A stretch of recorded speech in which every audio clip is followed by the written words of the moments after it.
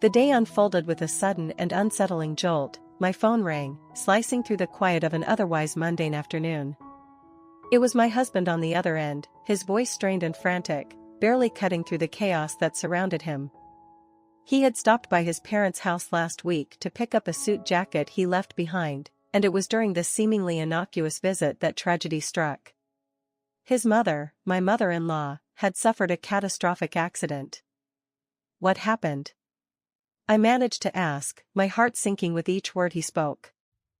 She fell from the second floor, he replied, his voice trembling. She was trying to retrieve some laundry that got caught on the roof. She slipped and fell off the balcony. The news was devastating.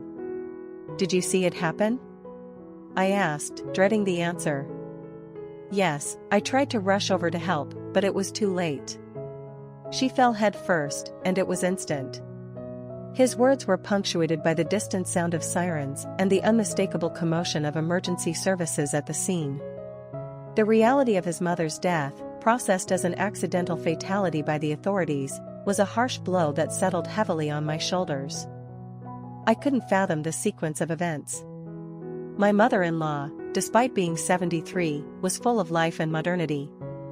She had mastered the use of her smartphone, connecting with me regularly through texts, sharing insights on the latest trends which we both loved discussing.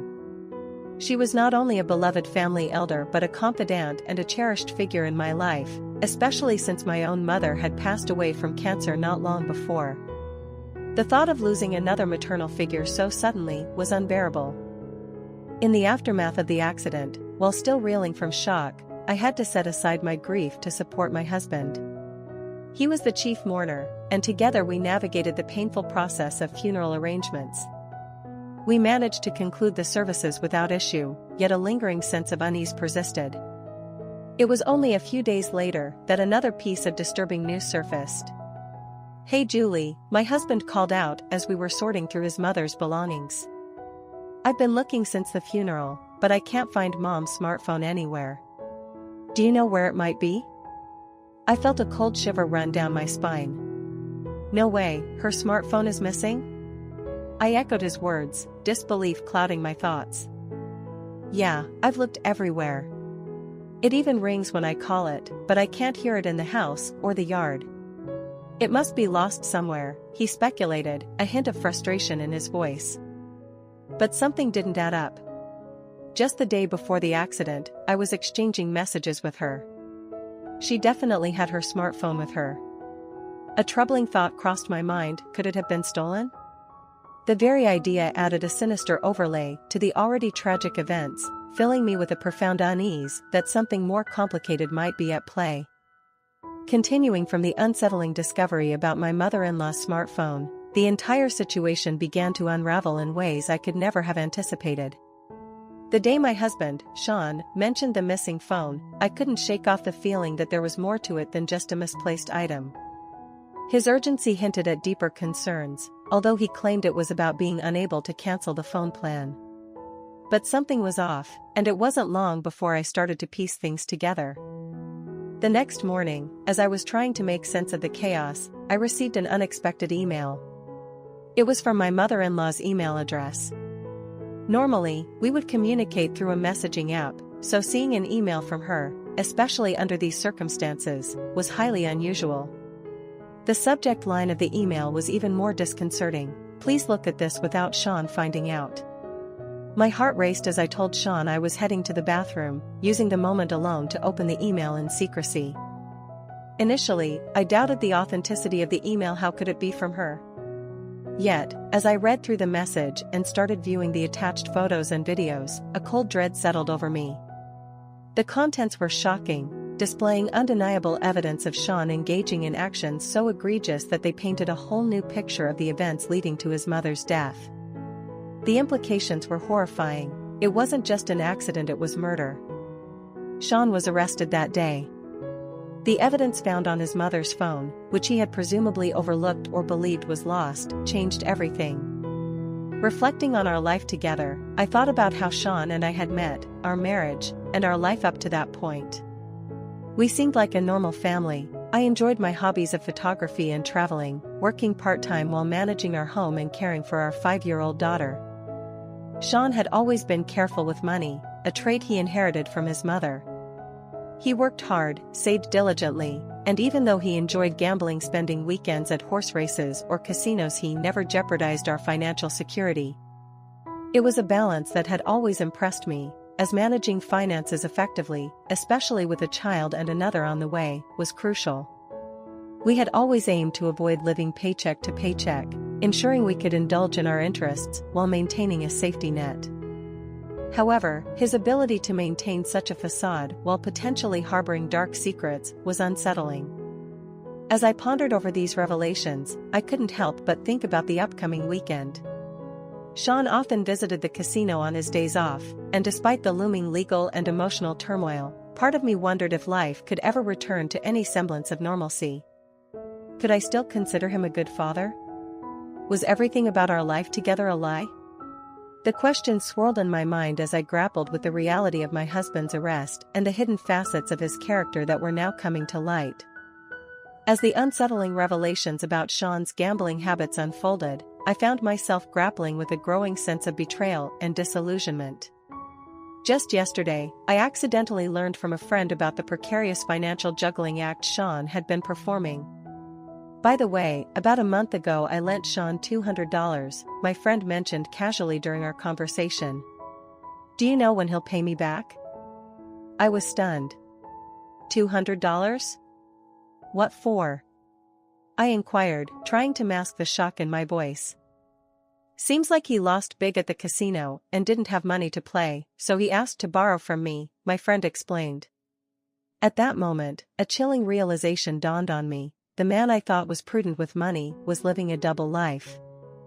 When I confronted Sean about the loan later that evening, his response left me even more astonished. Oh, that $200? I'll pay it back when I have the money, he said nonchalantly. When you have the money, Sean? You have savings. Just pay from there, I argued, struggling to keep my composure. That's different. Savings are for saving, not for gambling. I keep a separate stash for gambling, and if it runs out, I borrow from friends and pay them back once I win. That's my way of gambling, he explained as if it were the most normal thing in the world. To me, who doesn't gamble, his logic was baffling. Isn't that wrong? You may be paying it back, but doesn't something seem off? I pressed, trying to understand his reasoning. Not really, it's pretty normal, isn't it? Sean shrugged, oblivious to the gravity of his actions. Wait, so are there others you borrowed money from? I asked, a sinking feeling in my stomach. Oh yeah, around 4 or 5 people, I guess, Sean casually mentioned. It wasn't just one person, there were others he borrowed money from. How could he do such a thing? Moreover, it seems he's borrowed about $200 to $400 from each person and hasn't been able to pay back for almost a month, meaning he's in about $1,000 of debt. Yet Sean had a nonchalant look on his face. Don't just stand there looking unconcerned, you really should pay it back. $1,000 is too much, I said, my voice trembling with anger and disbelief. It's usual for me. Some people forget they lent me, and I don't pay them back. Those who nag, I pay them back, Sean replied, revealing a manipulative side I hadn't seen before. Wait a minute, what's that? So you're saying you've never paid back people who didn't ask for their money back? I demanded, trying to grasp the full extent of his deceit. Yeah, there are a few. It's fine, they haven't said anything, he responded, as if it was a trivial matter. I was appalled by my husband's statement. Not asking for their money back meant they had given up on getting it back and decided never to lend Sean money again. This meant, in parallel with the money spent on gambling so far, there were several people he had borrowed from. How many people have you borrowed from until now, and how many have you paid back? I asked, my voice heavy with disappointment and dread. Let's see, I started getting into gambling, so about 30 people. I've paid back about a third of them, Sean disclosed, finally showing a hint of concern as he realized the seriousness of our conversation. As I stood there, absorbing the magnitude of what Sean had confessed, I felt a deep sense of unease about the foundations of our life together, questioning the integrity and sustainability of our shared future. As I listened to Sean's nonchalant confession about his gambling debts, my astonishment grew into a deep concern. "Do you remember how much you borrowed at that time?" I pressed him for clarity. "Usually around $200. That amount usually helps me break even," he replied, his voice casual as if discussing something trivial. "But you've only paid back a third, not even half." "When I can, I pay back. Those who I haven't paid back, sometimes, I just lose contact, you know?" His explanation was flippant, and it made me uneasy. At this point, I started to question the foundations of our relationship. I had no idea that Sean was engaging in such underhanded financial maneuvers to support his gambling habit. He was diligent about saving money for our future because he didn't want to jeopardize his own financial security. However, when it came to gambling, he seemed perfectly content to risk other people's money instead of just his own. I couldn't understand what was so enjoyable about that. Normally, if someone asked me to lend them money, I wouldn't. If I did lend it, I would do so assuming I might never see it again. "You're supposed to pay them back. If you have savings, you should use that to settle your debts right now," I argued, trying to instill some sense of responsibility in him. "I can't deal with this anxiety. It's not, I'll solve my own problems, so don't stress about it," Sean dismissed, leaving me even more troubled.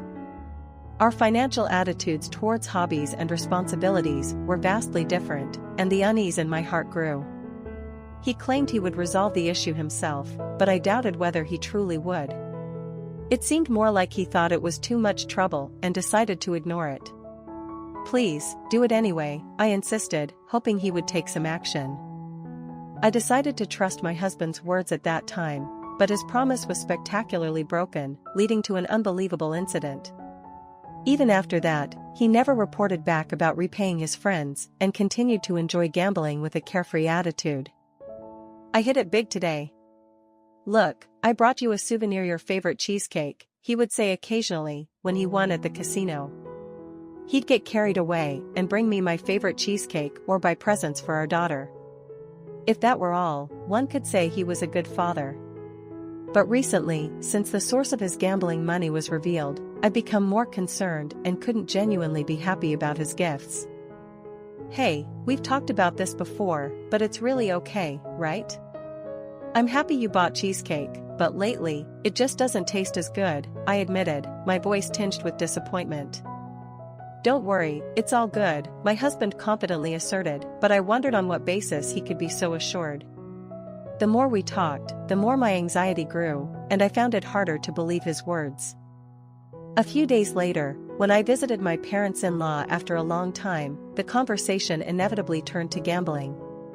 My mother-in-law expressed her dislike for her son's way of spending money on gambling. To my shock, I learned that Sean had been borrowing money from her too. "That boy," she sighed, a mix of disappointment and resignation in her voice, revealing yet another layer of deception I had yet to uncover.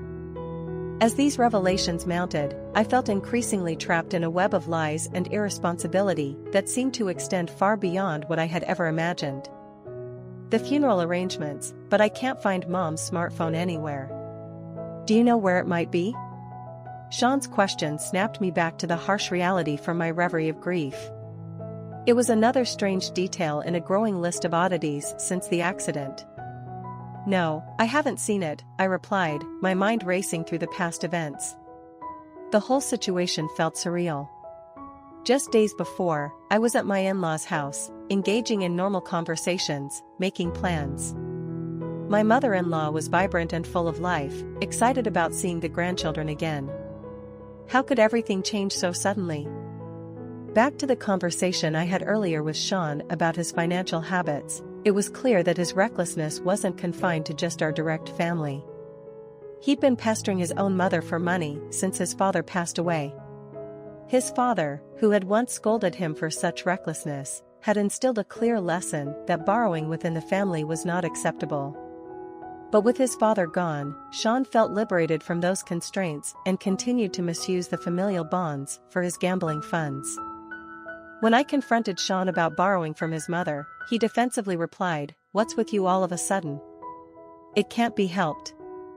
Dad wouldn't lend me money when he was around, saying I shouldn't be borrowing within the family. Getting mad about it now that Dad's gone and I'm free to do as I please, isn't it fine?" "It's not fine," I insisted. "I hate borrowing even among friends. I've been tolerating that, but borrowing from your mom too makes it even worse. Please limit it. If you want to gamble, why not use your own money? You have enough savings, right?" "But I've told you, savings are different." "I can't use them," Sean reiterated stubbornly, clinging to his belief that his gambling finances were being managed correctly. His unwavering stance and the growing amount of money he borrowed over time was a looming issue, one that was escalating beyond simple family disagreements.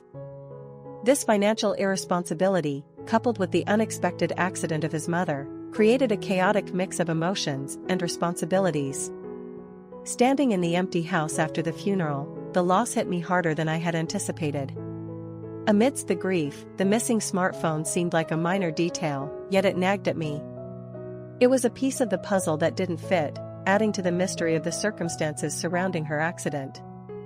As we dealt with the aftermath, trying to locate the smartphone became symbolic of trying to piece together the fragments of the truth hidden beneath Sean's irresponsible behaviors and the sudden tragedy that had befallen our family. The weight of these complexities was overwhelming, and as I moved through the silent rooms of my in-laws' house, the reality of all we had lost, and all that was yet unresolved, settled heavily upon my shoulders. My husband's aggression seemed to only escalate. The incident on the balcony was a culmination of many long-standing issues that had been simmering beneath the surface.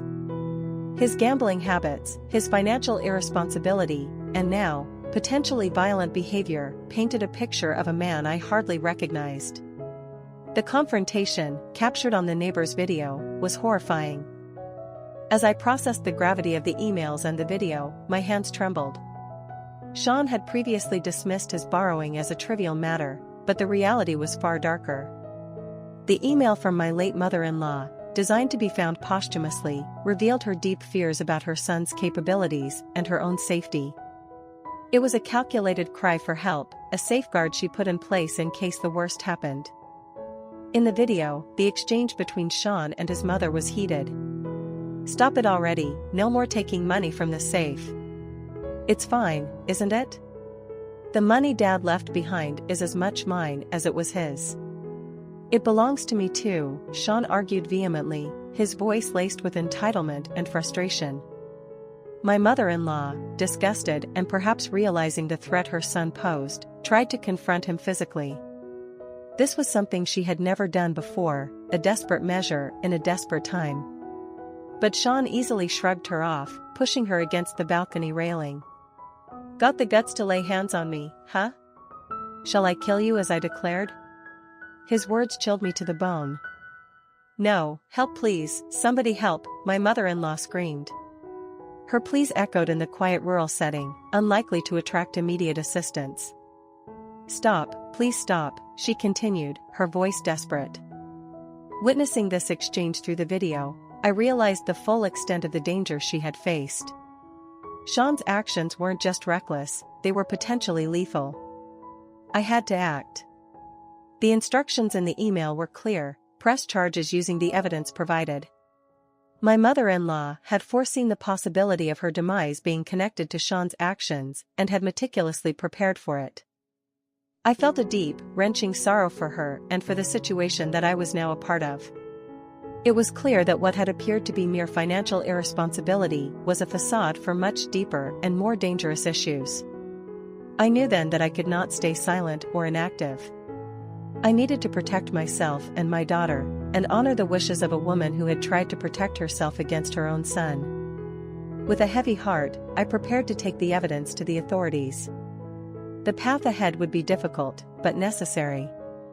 It was not just about the money or the gambling anymore, it was about justice and safety. As I set the wheels in motion to bring Sean to account, I steeled myself for the fallout that would surely come, knowing that my life, and the lives of those around me, would never be the same again. As I stood in the observation room next to the interrogation chamber, my heart was pounding with a mixture of fear and relief.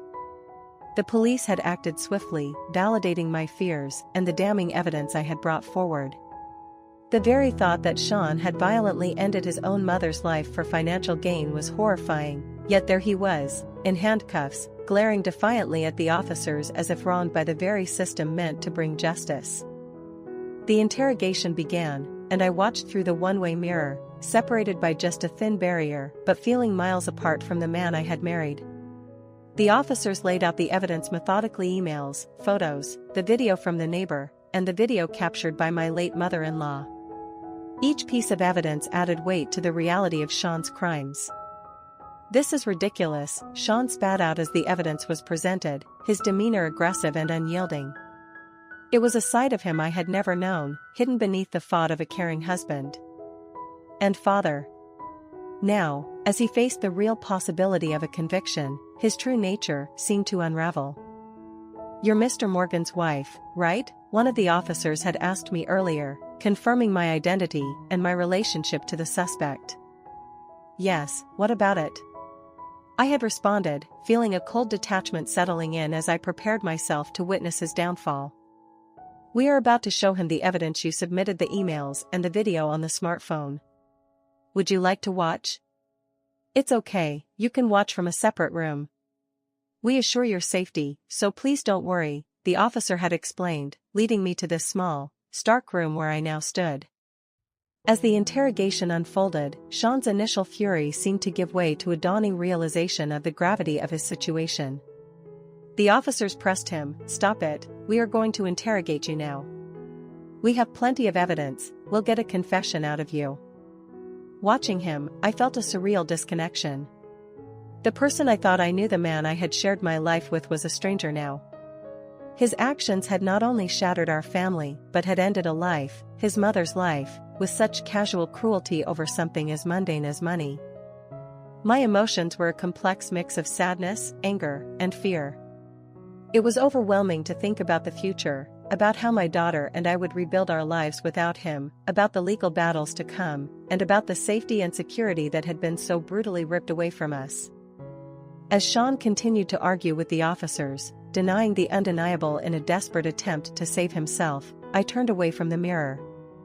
The sight of him, so transformed by his greed and desperation, was too much to bear. I had done what was necessary, not just for justice for his mother, but to protect myself and our child from a man who had become a danger to everyone around him. My resolve hardened. Whatever came next, I was ready to face it, no longer shackled by the fear of the man I once loved. As I sat silently in the observation room, my husband's confession continued to unfold, each word heavier than the last. His initial defiance had crumbled under the weight of irrefutable evidence, and now, in a tone filled with resignation, he admitted to the depths of his deceit and desperation. "I'm sorry," he said, his voice barely above a whisper, his shoulders slumped as if the very act of speaking sapped him of strength. "Apologies won't fix it now. I've committed a crime." The officer wasn't sympathetic. "You were desperate, you say? A friend you borrowed money from ran out of patience with you not paying back, and it seems they got a gangster office to help squeeze money out of you. This time, you reap what you sow." My husband nodded miserably, the gravity of his actions finally seeming to dawn on him. "So you decided to kill your mother because of this?" the officer pressed, his tone incredulous yet stern. "It was accidental," Sean muttered, the words hollow. "I just went to take the money, but my mother found me." In the heat of the argument, I pushed her off the balcony. I thought there were no witnesses, and if I claimed it was an accident, it wouldn't trace back to me. I figured I could use the money she had to pay off the guys collecting from me. The officer shook his head, disbelief and anger mingling in his expression. "So that's why you were desperately telling the police it was an accident at the time?"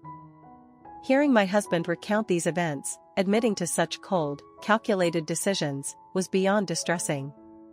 It was a stark revelation of just how far he had fallen, driven by his gambling addiction and the financial pressures it had created. The fact that he had resorted to borrowing money, which led to being extorted by gangsters, was something I only found out then. Despite such dire circumstances, he had maintained a facade of normalcy, showing no signs of the distress that evidently consumed him. It was unbelievable. As the officer continued the interrogation, I whispered under my breath, "Unbelievable." Though not intended for anyone to hear, especially not my husband, he somehow caught the faint sound. He turned his head slightly, glancing in the direction of my room, his eyes narrowing as if the mere sound of my voice was a further betrayal. Sitting there, watching the man I once loved self-destruct, was a harrowing experience. The implications of his actions, the emotional and legal fallout, the betrayal of family, the danger he posed to his own mother were overwhelming. As the police continued their questioning, piecing together the timeline and the motive, I felt a deep sadness for what had been lost, for the family that was irrevocably broken, and for the man who had lost himself to his darkest impulses. As the interrogation continued, the atmosphere in the room grew increasingly tense. My husband, cornered by the undeniable evidence and the weight of his own confessions, clung desperately to any semblance of control he could muster. His attempts to dissociate himself from the theft were a clear effort to salvage whatever remained of his integrity, or at least, what he perceived as his integrity. "Theft is not me," he insisted, his voice a mix of defiance and desperation. It seemed he was trying to draw a line, to create a distinction between the crimes he was willing to admit to and those he wasn't, perhaps in a bid to lessen his guilt or lighten his sentence. "Anyway, you've confessed to murder, concealment, and theft. That's what you're facing. Something wrong?" Not satisfied, the officer pressed, his tone skeptical and unyielding. "If it was inheritance left by my father, doesn't that mean I have a right to it?" Sean tried to argue, pointing to a supposed legal and moral loophole that might exempt him from the charge of theft. "Look at this email properly," the officer countered firmly, showing the electronic evidence once more. "The money in the safe was not given to you, but transferred to your mother. It's not yours. Besides, now that money is part of your mother's estate, and you, not being the heir, can't use it." "I am the heir, right?" Sean protested, his voice cracking slightly under the strain. "A person who commits murder loses their right to inherit," the officer shot back. "According to your wife, your mother had said the heir would be her granddaughter. Just a few days before she passed, she mentioned that if something happens to her, the inheritance she has would be passed on to her grandchild, to ensure she gets to go to a good university." This revelation seemed to hit Sean like a physical blow. His mother had anticipated the potential fallout of her son's actions, and had taken steps to secure her granddaughter's future. In her wisdom, she had created a legal and moral fortress around the inheritance, one that Sean couldn't penetrate no matter how hard he tried. My husband knew there was money at home, and his mother, foreseeing the possibility of his greed overcoming his sense, had made sure he couldn't access it. "This is nonsense. That's my money." "Enough already," he blustered, still clinging to his deluded claim. "Even if it's not clear yet, that money is going to your daughter. You have no right to use it," I thought, though I kept these words to myself as I observed the futile spectacle of his defense. My husband, adamant about denying theft, was clearly not satisfied, but his words reached no one. They were like the irritating buzz of a mosquito's wings, merely swatted down by the officer's firm rebuttals. "You get it now? Give it up," the officer said, a note of finality in his voice. "I don't want to give up." "Stubborn, aren't you? What do you want?" "I admit to the murder, it was done in the heat of the moment, and the concealment was my responsibility, but don't pin any more crimes on me. It'll ruin my social standing," Sean pleaded, his fear palpable. Such pitiful words revealed the depth of his self-interest. He feared that his social image would further degrade if he admitted to all his crimes, reminiscent of how he managed his gambling debts, always using desperate measures to keep the facade intact, no matter the cost. Feeling pity for such actions was difficult, knowing the pain and turmoil he had caused. His attempts to preserve his status, even in the face of such overwhelming guilt, were a sad testament to the lengths he would go to protect his own image. As the neighbor handed me the smartphone, a surge of emotions overtook me. The device that had captured so much sorrow and had been pivotal in revealing the true nature of the events leading to my mother-in-law's death now felt incredibly heavy in my hands. The neighbor continued, I kept thinking I needed to return it but never found the chance. I was also scared and couldn't say anything at the time. Taking the smartphone, I thanked him, my mind reeling with the implications of its contents and the bravery it took for my mother-in-law to set this plan into motion, ensuring justice from beyond. As I held the phone, I felt a deep sense of sorrow for all the pain it represented, yet there was a strange solace knowing it had helped reveal the truth. After the encounter with the neighbor, I returned to the task at hand relocating and renovating the house. The transition was bittersweet.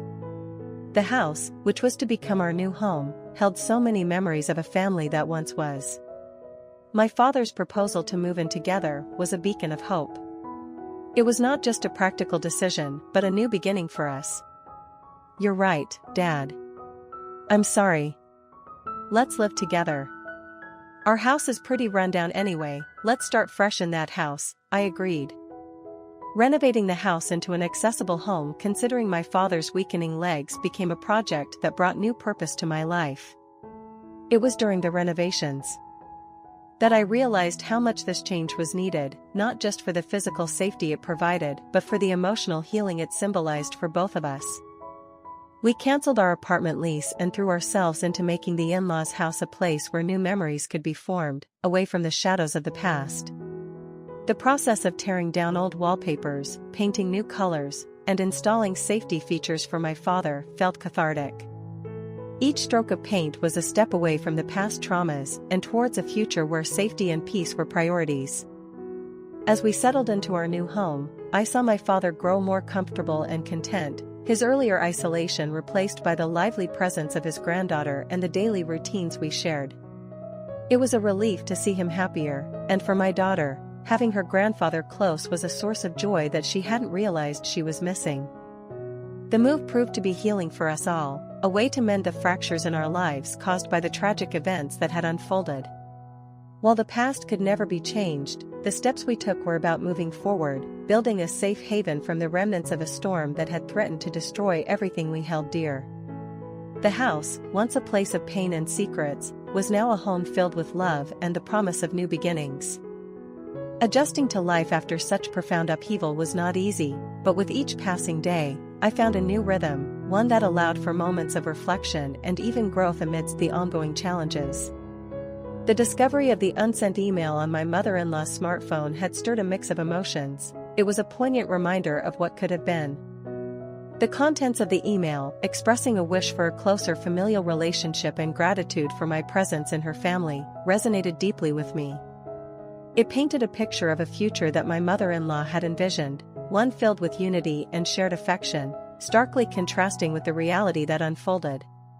Despite the sorrow tied to these revelations, they also brought a certain peace, affirming her love and acceptance of me as part of her family. As I placed the smartphone in front of her picture, a symbolic gesture of keeping her memory and wishes alive, I felt a sense of closure.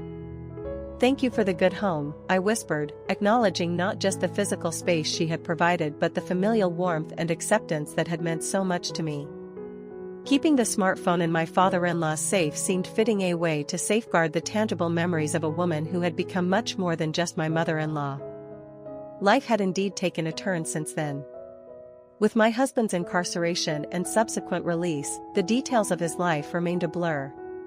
Whether he found stability or struggled with his demons, I couldn't be certain. Our paths had diverged so dramatically that his journey was no longer a part of my day-to-day life. Instead, my focus shifted fully towards caring for my father and raising my daughter in a stable, loving environment. Smith, our neighbor, had been instrumental during this transitional phase. His support in caring for my father was invaluable, and his presence brought a sense of community and continuity that was deeply comforting. Our shared efforts to look after my father not only eased the practical burdens, but also filled our days with a sense of purpose and mutual support. Professionally, I continued working part-time, which provided not only financial stability but also a necessary distraction and a sense of normalcy. The routine helped to anchor me, keeping me grounded as I navigated my new life. While the thought of finding new love lingered in the back of my mind, I was in no rush. The priority was to savor this period of relative peace, to rebuild and rejuvenate. The tragedy and trials of the past had taught me the value of patience and the importance of being present in the moment. Each day brought its own challenges, but also small victories and joys. The laughter of my daughter, the steady improvement in my father's health, and the support of friends like Smith were constant reminders that life, despite its unpredictability, held opportunities for happiness and fulfillment. In this renewed existence, I found not just survival, but a chance to thrive. The bonds forged through hardship were now the foundations of a more hopeful and deliberate path forward,